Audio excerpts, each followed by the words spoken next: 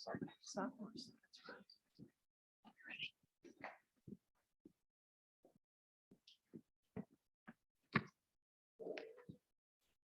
Good morning. In our next presentation, the depth and the wisdom that you're going to hear from Ellie will be honestly refreshing.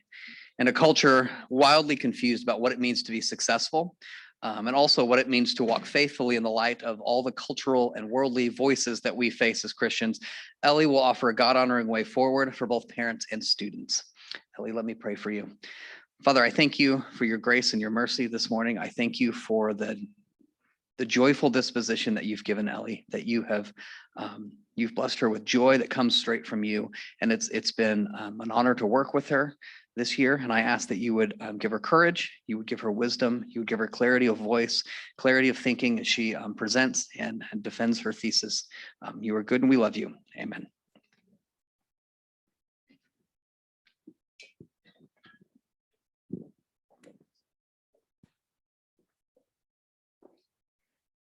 Imagine there's a button placed right in front of you that, if pressed, would guarantee your child would be the CEO of a prominent and established company in the future.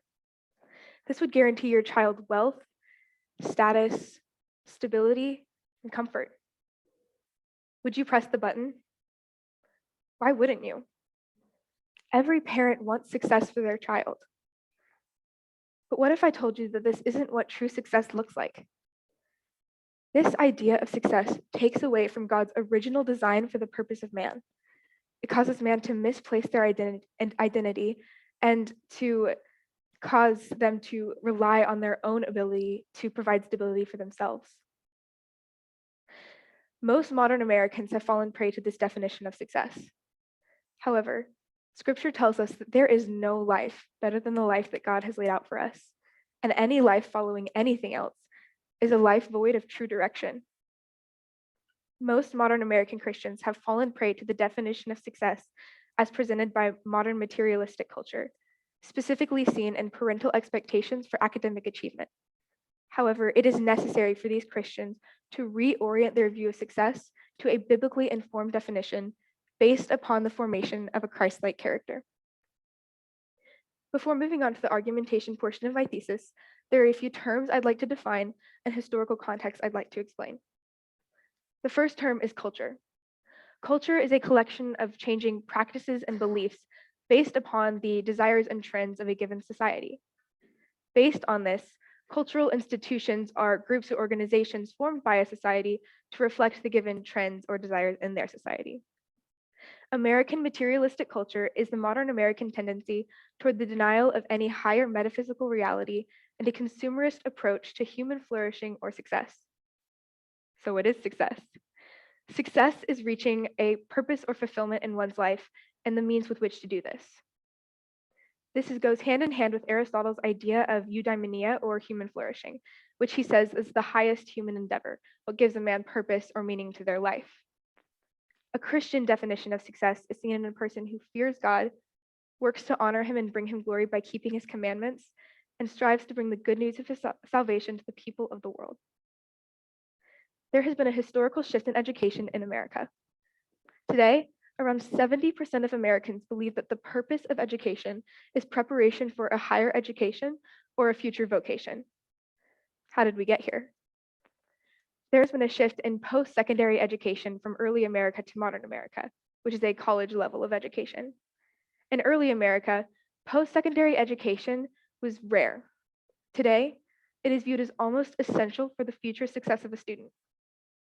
This all came about with the rise of an ideology called vocationalism, which is the idea that the purpose of education is preparation for another higher education or a future vocation.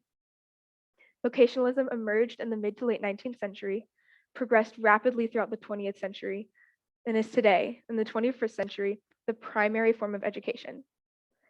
Vocationalism came about with a shift from apprenticeships to formal education, as formal education was deemed more efficient and useful, although at the time, in the mid to late 19th century, formal education was the privilege of a select few.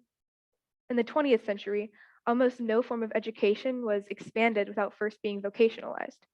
There was a massive expansion in formal education in the 60s as the government began to fund institutions that provided this vocational training. Today, most students pursuing a higher education are pursuing an occupational major. The effects of vocationalism can be seen in a study done comparing the year 1900 to the year 2000. In 1900, 6% of young adults graduated high school and 2% of young adults graduated college. In the year 2000, 70% of young adults graduated high school and 60% of young adults graduated college. This can all be wrapped up in an idea called the education gospel, which is the idea that vocationalism is essential to maintaining a healthy society and economy. Success in the education gospel is seen in personal accomplishment, personal knowledge, the attainment of knowledge, and any one person's contribution to the larger picture of economic prosperity. So how far has this education gospel gone? When interviewed in the early 2000s about their thoughts on the thoughtful exploration of new ideas and discussion groups, students deemed these academic pursuits irrelevant and inefficient to their ultimate goals in education. This is because they saw education primarily as a tool of economic advancement and personal achievement, where factual knowledge and practical experience are more valuable than personal formation. This is how far the education gospel has permeated the hearts and minds of our society and informed of how we think of education as a whole. More and more modern American Christians are adopting the cultural materialistic view of success. Before I unpack this claim further, it is essential to understand that humans are primarily desirous beings. Every intentional action a person commits propels them towards a certain goal, whether that action may seem big or small. The actions a person commits or what they worship is an indicator as to what they love or desire. What a person loves or desires is an indicator as to their ultimate view of human flourishing or success. From a Christian perspective, humans were created to desire and love God. However, through the fall, those desires were perverted. Humans still have those desires, they're just not aimed at God. Instead, they're left up to the influencing factors and habits in that person's life and the cultural institutions and people they surround themselves with. Modern American culture promotes a certain idea of human flourishing. Embedded in every cultural institution is an idea of human flourishing, which permeates our unsuspecting minds. These institutions are so influential because only 5% of our brain activity is the product of consciousness. This means that 95% of our brain activity is left up to the things that we surround ourselves with. So the more time we spend immersed and surrounded by our culture, the more we will be influenced by it. The idea of success behind modern American culture is thought of in terms of working as hard as possible to make as much money as possible, or just for wealth, status, stability, comfort. This is most practically seen in the young adult generation of America, Gen Z. Around half of the individuals from Gen Z say that their personal identity is defined by their accomplishments. 42% say that their main indicator of adulthood is financial stability, and 60% say that they hold their role models for reasons related to financial or occupational success. Not only has this definition of success permeated the hearts and minds of our society, but also modern American Christians as well. This is because modern American Christians have tended to adopt a cultural worldview. James K.A. Smith, in his book, Desiring the Kingdom, addresses this very thing and what is to be done in order to redirect the hearts and minds of the church as a whole and not just as an institution. The church has adopted a fundamentally rational view of man, therefore denying a key aspect of who we are as desirous beings. This all came about with the intellectual revolution of Descartes, who coined the phrase cogito ergo sum, or in a more understandable way, I think, therefore I am. Descartes believed that the only thing we could truly know about ourselves is our capacity for logic and reason, therefore reducing us to fundamentally rational beings. Instead of calling out this restrictive view of mankind, the church has instead decided to feed different Christian ideas and perspectives through, as Smith puts it, the same intellectual IV, understand as modern culture. Because the church operates in this way, they believe that the best way to feed our souls is through teachings and sermons that disseminate Christian ideas and values. Because this is the way they work, our minds are being fed primarily once a week with a sermon, and maybe periodically with a Bible group or home Bible study. If our minds are only being fed periodically throughout the week, it is no wonder we look like the culture around us. Going back to the idea that only 5% of our brain activity is the product of consciousness, if we spend most of our time immersed by modern culture, we are going to look like the culture around us. Now that we understand how our society views success, it is important to understand how our society views education. In modern America, there has been a shift in the importance of success as well. 1/5 of modern Americans believe that the purpose of their life is to work as hard as possible to make as much money as possible. Another 1/5 of modern Americans believe that we cannot know for sure what true purpose or meaning there is to life at all. Clearly, Christians are losing sight of what it means to be a Christian in the world today and what our purpose truly is. Parental expectations for academic achievement is a significant indicator as to their ultimate goals in ultimate view of human flourishing or success. There is a decreasing importance of faith in modern America. Despite the fact that around 75% of Americans would claim that they're Christian, only 12% hold that it is their top priority in life. Similarly, less than 20% of Protestant Christians would say that their faith is their top priority in life.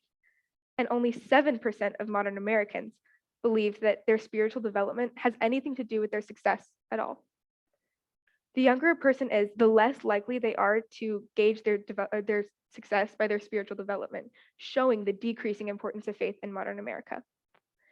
66% of individuals from Gen Z say that their success is defined by their personal accomplishments, and only 16% measure their success by their spiritual development at all. The idea of success behind modern American culture is thought of primarily in terms of production and consumption. The education system reflects this as it provides a more informational system of education. This information-based education reduces the student to a primarily rational being and focuses the teachings on the realm of ideas, beliefs, and perspectives. Schools tend to teach based off of the values of the culture that they operate in. Since America is a primarily materialistic culture, the educational institutions of America will reflect this as they promote a materialistic definition of success as well.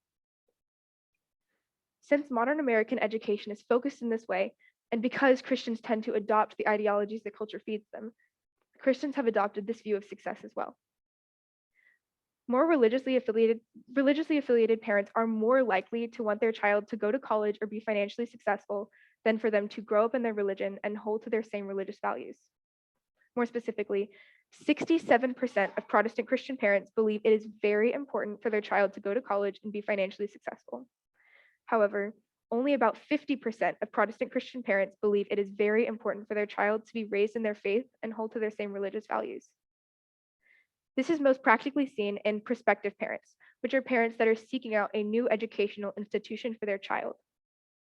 These parents practically and fundamentally show what is most important to them in terms of their child's education. Anything they don't prioritize is an added bonus and not a necessity. 69% of Christian parents believe that they want their child's education to instill within them strong principles and values. Only about half of prospective Christian parents agree. 82% of Christian parents say that spiritual development is an essential part of school selection. However, only 26% of prospective Christian parents demonstrate the same. On the other hand, prospective Christian parents focus on objectives such as practical life skills, personal achievement, increased opportunities in life, and occupational fulfillment. This just goes to show how Christian parents claim to want a certain outcome for their child's education, but practically value a different end altogether. And this is just one more way in which Christians have conformed to the cultural definition of success unwittingly. This view is directly antithetical to biblical teaching, as it teaches that the goal in life is personal glory and achievement, whereas as Christians, we believe that the ultimate goal in life is to glorify God. It is important for Christians to redirect their view of success to a biblically informed view based upon the formation of a Christ-like character.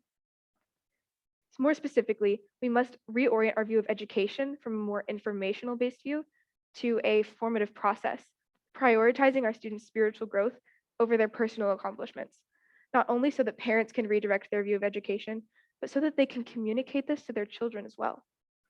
So what is the purpose of a Christian education? It is the formation of the kind of student who pursues the kingdom of God in a Christ-like and loving manner. Clearly, this method of education is more conducive to a student's spiritual health and growth than the more informational-based view. And is not only important to redirect our view of education, but also of success as well. As I said before, the cultural view of success is directly antithetical to biblical teaching. Cultural trends indicate that most modern Americans believe that purpose and meaning and happiness is found in the attainment of the material. The author of Proverbs 11:28 writes, "Whoever trusts in his riches will fall, but the righteous will flourish like a green leaf." Clearly, this author is using the idea of true flourishing in opposition with trusting in one's riches, showing how the Bible separates these two ideas. Paul in 1 Timothy talks about how the desire for wealth will plunge a man into further harmful temptations and desires. He goes on to exhort the rich to not depend on their material wealth, but to depend on the one who provided them with that, and to commit the things that they have to the Lord.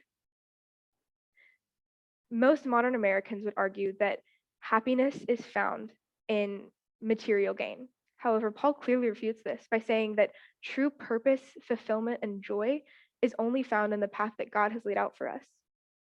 Not only is that claim refuted by scripture, but also by a process called hedonic adaptation, which is the idea that when one consumes any material good, they will see a spike in their happiness. However, over time, that happiness will decrease until they're left at a relatively normal mental state. In order to maintain that fulfillment and that purpose and that joy, one must keep consuming. Clearly, this lifestyle is not sustainable. One should not pursue an ultimate purpose that challenges their fundamental beliefs. So if a Christian is pursuing an ultimate materialistic purpose, they are pursuing that which challenges their fundamental beliefs. St. Augustine addresses this in his book Confessions, where he talks about the wandering nature of human desires and how our hearts can never find true joy and contentment unless it is found in the Lord, because our hearts were ultimately created to desire him. Wealth, material gain, status, prosperity can never define us. Only our Creator is able to define who we are. A successful Christian puts the furthering of the kingdom at the forefront of all they do. They see their life as their ministry, and they use every moment as a chance to adhere to God's truth and follow his will for their life. Most modern American Christians have fallen prey to the definition of success as presented by modern culture. Specifically, Christian parents, which is seen in their ultimate goal of their child's education. In order to reorient ourselves to a rightly ordered view of success, Christians must actively immerse themselves in a definition of success that is biblically informed, with Christ forming the path and not modern secular culture. Christians must understand to what extent they are engaged in this secular culture in order to understand the need to redirect their thinking. Not only so that they can redirect their own thinking, but so that they can teach their children to form a life that fosters a love for God, so that both parent and child can actively and effectively engage in the culture around them in a Christ-like and loving manner. So, would you still press that button? Thank you.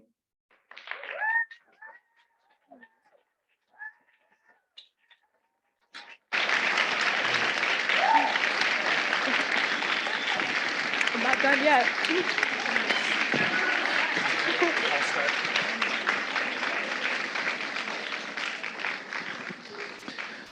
Well, Ellie, half the task is done, and now you face the panel. Ellie's panel consists of Mr.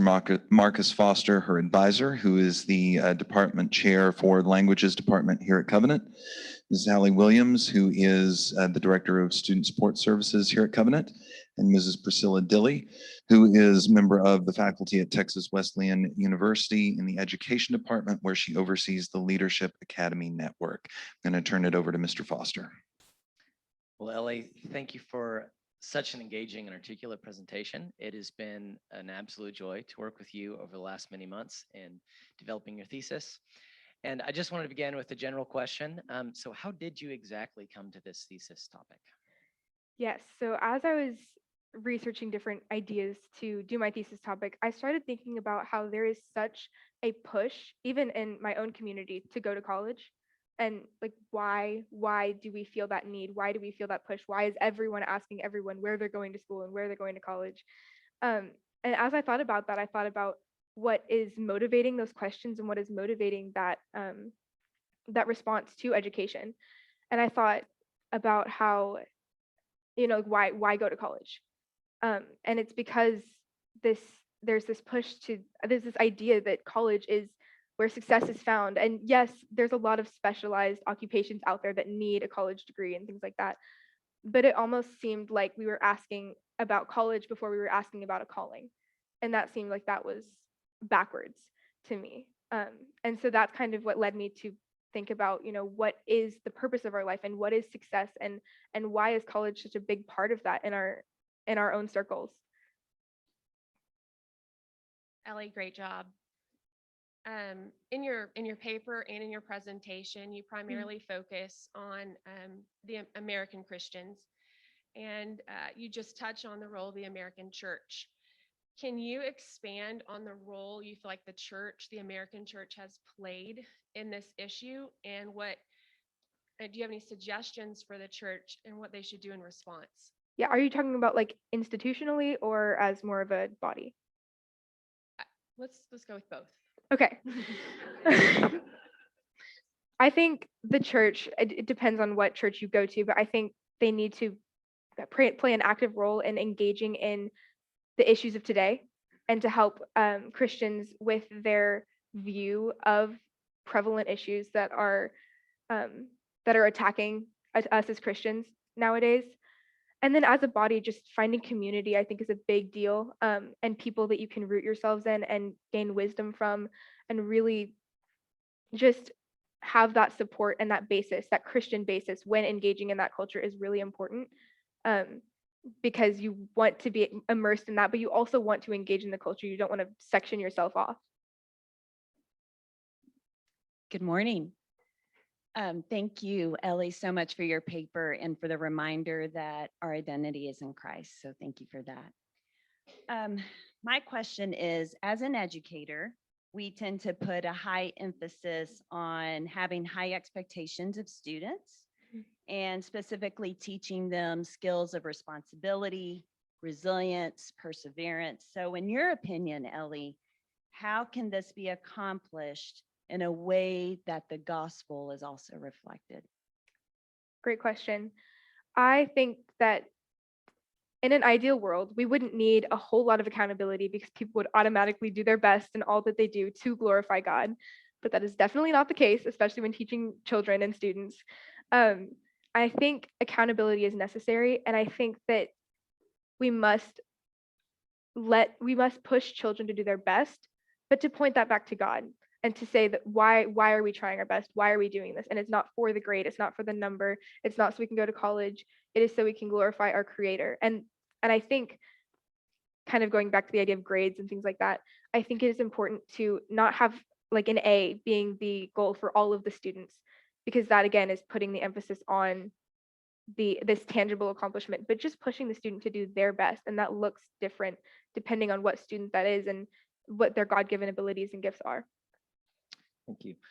So in some ways, your thesis may contain a helpful critique of our own school. And, being respectful. If so, what would you change about this learning community? I think Covenant has done a great job as a disclaimer. I think that they're really, really good at I think they're really good at pointing us to why we are studying and why we're doing the things we do, and praying in classrooms and before tests and all of those things. I think the dialogue with the parents can be increased of, just how to take that into the home and how to have those parents have those conversations with their children and what these parents' focus should be.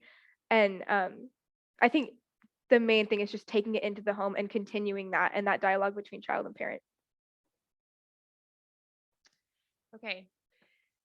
How do you think assessment and grading, powerful mechanisms in the culture of any school, can play in spiritual formation, if any? And, I'm Amanda Hoshauer's advisor. So how does this relate to your thesis, relate to Amanda Hoshauer's? Yes, I think that like I was talking about earlier, I think grading is necessary in the fallen world that we live in to have that accountability. I believe that when we have those measures of how well we are doing, we're able to know like what our best looks like and to know like where we stand with doing our best so that we're able to glorify God. So I do believe that some kind of accountability, whether that be alphanumeric grades or any other kind of standard, I think can be helpful. It really is all where your heart's at in interacting with those grades and interacting with that official mechanism of just setting a standard for yourself. But I think, personally, I have a certain standard of like, I know that this is my best. And I know I'm not glorifying God when I'm not putting in my all and not doing that. And it's a good level for me to kind of look towards and know that that's where I stand. So you mentioned about God's gifts to us. And so in your opinion, how do you connect the spiritual gifts that the word talks about to your argument? Yes, I believe that spiritual gifts play a significant role in our lives, and especially figuring out what our calling is as Christians and how we are to engage in the world. I don't think that every Christian is called to minister to this place and this place and this place. Like, I think that we all have our personal path and the people we influence along the way. We are not called as one person to influence the entire world, but using our specific gifts and abilities and recognizing those and praying for God to reveal those in us, and then taking those and using them in our relationships with other people and with our jobs and our families and our secular friends. I think that that is a significant indicator in just figuring out a calling. Thank you. So Ellie, one of the things I love about your thesis is you throw a lot of numbers at us. You've done a lot of research. And so I have a little bit of a two-part question. One, where did you get your research, all of the stats you were throwing at us through your presentation? And two, have you come across any research specific to classical Christian education you'd like to share with the audience? Yes, so I got a lot of my research from Barna Group, which is a Christian research group, and then Pew Research, which is a secular research group. So I got both a secular and a Christian perspective on this thesis. I wanted to have it well-rounded. And then I looked at some research from Good Soil, which talks specifically about classical Christian education and comparing that to other forms of education, such as homeschool or public school or charter school. And a lot of the times it would show a very high number of both academic success and spiritual development and community engagement. And I think that that was really cool to see. It was all very high. And a very low amount of of people that had no purpose. It was a very purposeful. You could tell that this type of education just fosters a love for God and an engagement in all of the things we're thrown into as Christians. Okay, in your research, did you find that other countries besides the United States of America are struggling, other Christians in other countries are struggling with this very issue? I only really focused on modern America because that's where I felt like my realm of influence was, and that's what I had experienced. So I don't necessarily want to say anything about other countries because I honestly didn't do the research into those realms. But I can only imagine that that definition of success is spreading because of America's influence on the world and on our culture and on other cultures, and how there's definitely a secular mindset in the world today. So whether that be a materialistic success or any other kind of success, the likelihood of it being an overwhelming amount of a Christian view of success is very unlikely.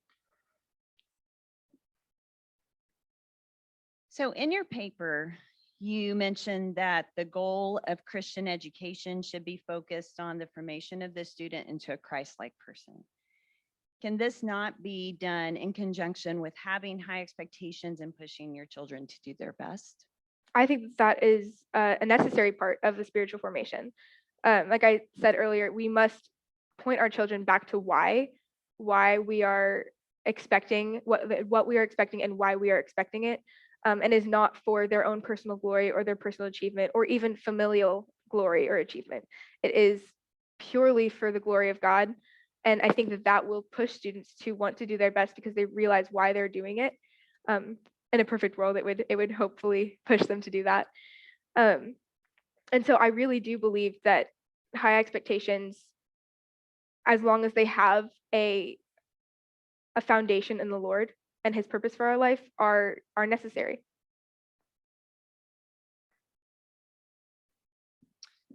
Thank you, Ellie. So an extra bonus question here from the panel.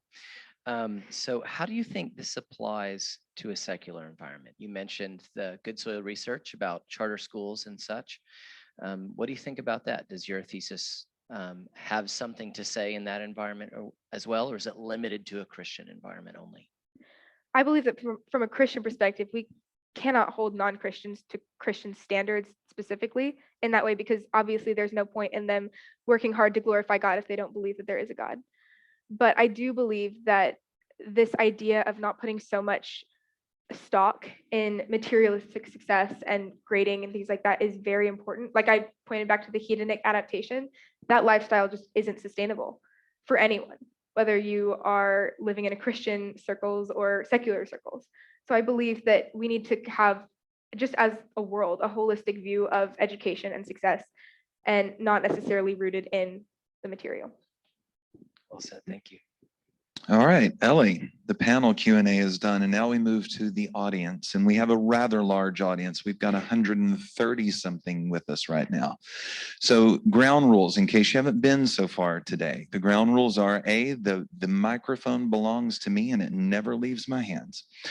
B, because I'll never get it back. B, question needs to be one part and there will be no follow-up. So I'll give you a question, but it's got to be clear, direct, to the point, and then I'll walk away to the next question. We will start with adults in the room, and if we taper off with the questions from the adults, we'll move on to the students. So folks up here in these two front sections, do you have any questions for Ellie?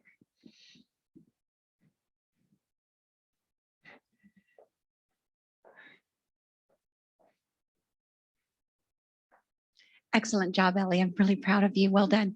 My question is this. Have you noticed, have you seen from the time that you were in, say, oh, I don't know, 4th grade until 12th grade, have you noticed a change, an increase in the culture of your classmates and the classes above and below, that they're more into materialism? I don't want to call you guys out.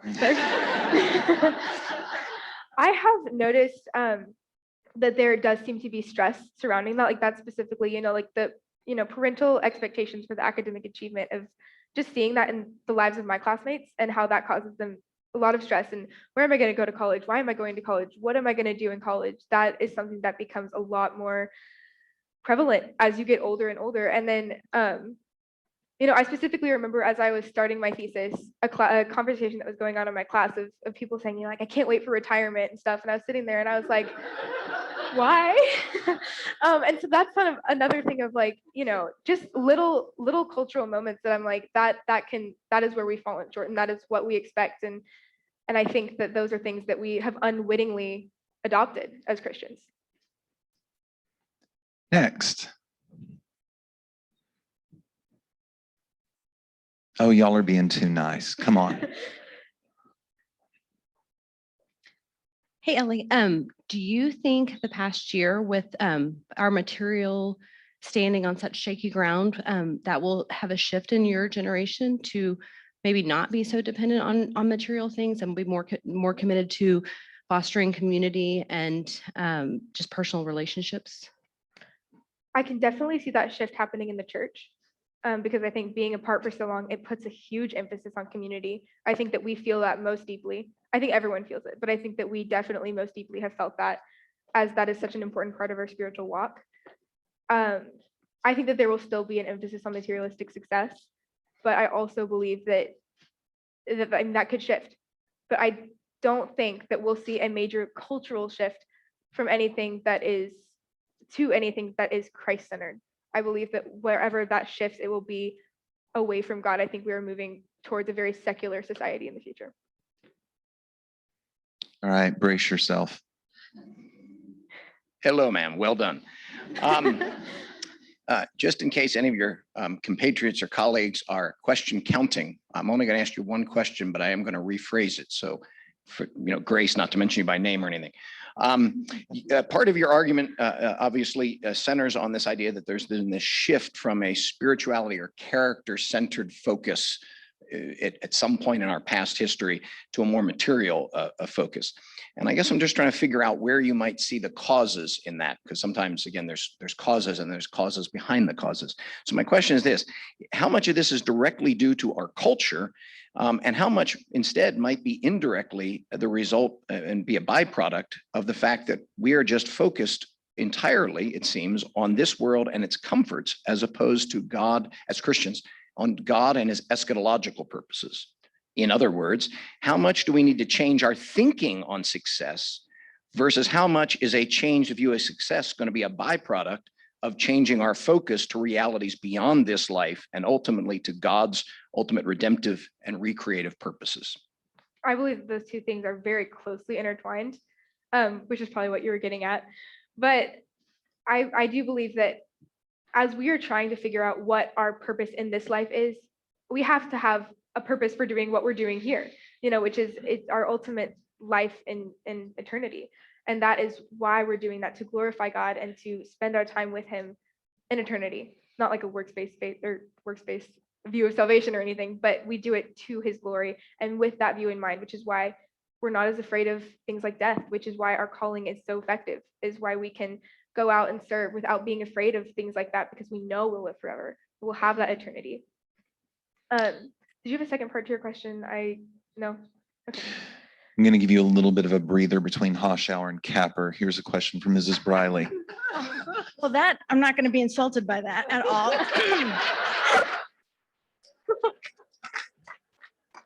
Touche, Mrs. Briley. But I do hope I can ask it correctly.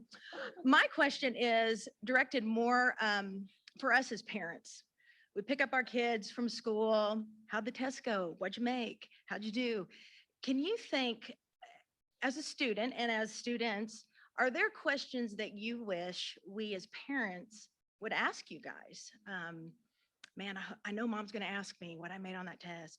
I wish she'd ask me, I don't know, something else. Can you answer that at all?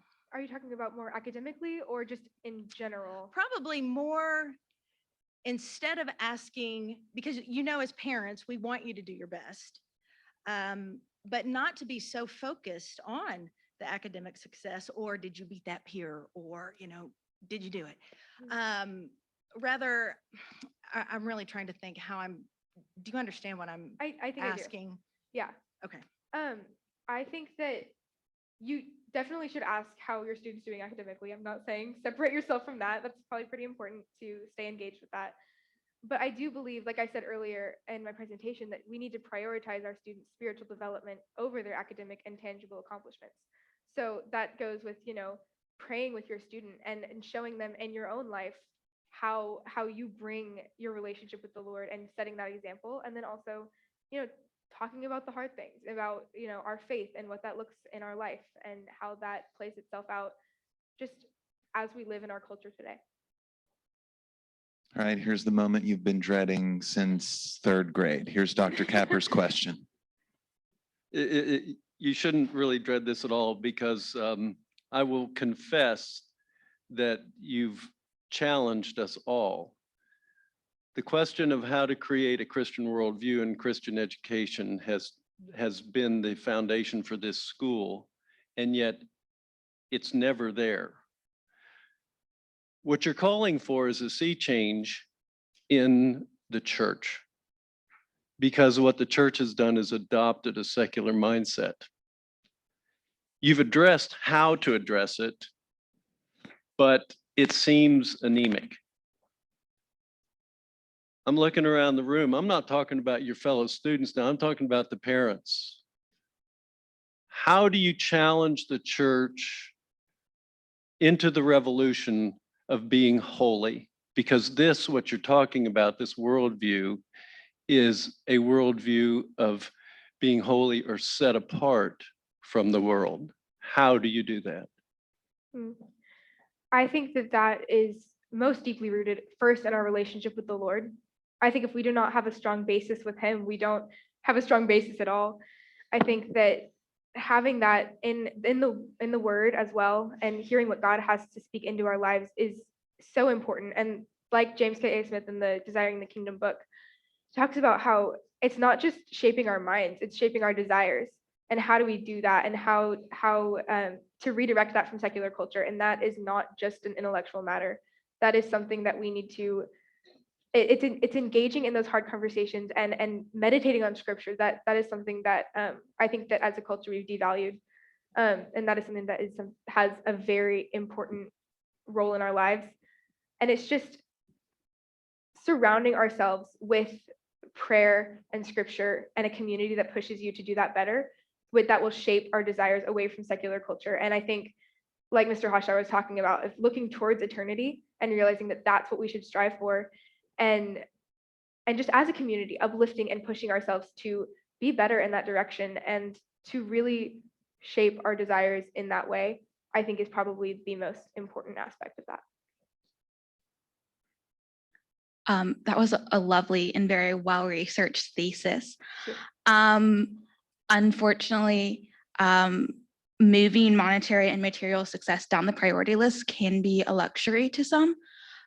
So how would you begin a conversation among Christians who maybe need to focus so much on monetary success or academic success to achieve levels of not just comfort, but like basic living for themselves or their family?